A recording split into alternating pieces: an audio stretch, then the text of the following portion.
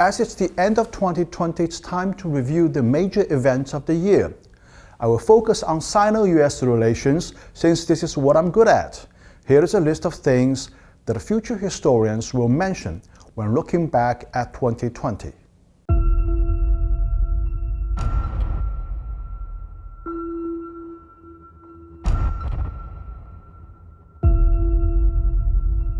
Firstly, US President Donald Trump was voted out of office. Why was the US election so important? The really important reason is because the Trump administration has wreaked havoc on the US relationship with us. Trump started the trade war in order to balance trade relations, about which he understood little, and concerning which Mike Pompeo has created a technology war. This State Department has closed down our consulate in Houston.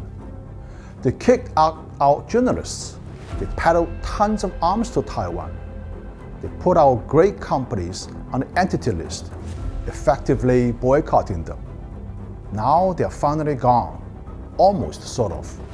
President Trump is still reportedly trying very hard to turn around the election result.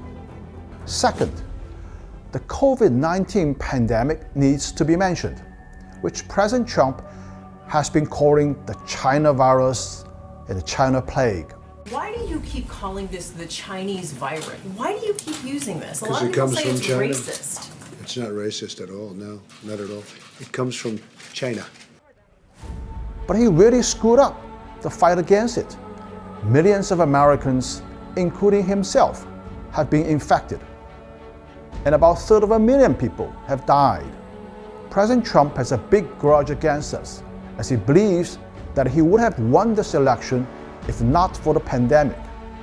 Well, let's offer our condolences to the American people and wish the incoming President Joe Biden will make a difference. Third, we concluded the first phase trade agreement to end the trade war. Give President Trump credit for accepting this hard-struck bargain by his trade representative Robert Lighthizer. Even though it appears that China is lagging behind in meeting its imports commitment due to the pandemic-related supply chain disruptions and depressed commodity prices, this agreement is indeed 2 years long, so there is still plenty of time for China to make good on what it has signed. And besides, this agreement is not just about China's commitment to purchases. We are feverishly delivering other items in agreement, such as opening up the financial markets, shortening the FDI negative list, and improving intellectual property rights protection, among other things.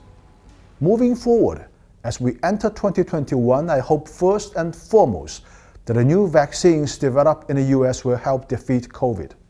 In addition, I hope the United States will come back to the Paris Climate Accord, the WHO and the WTO, and finally it's time to thaw bilateral relations through dialogue.